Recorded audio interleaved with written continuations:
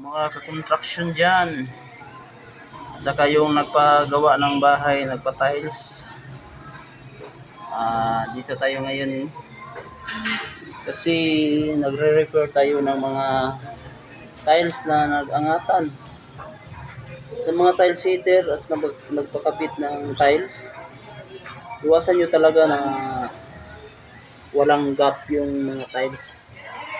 Ito kasi, nangyayari kasi nito, sa mga tiles nito,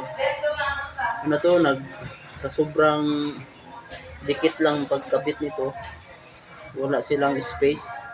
Kaya nagkauntugan yung mga tiles, nagsalpukan, kaya umangat yung mga tiles nito guys. Pakan dito, yan o. Tingnan nyo. Yan. Yan na itong nangyari sa mga tiles o. Yan o.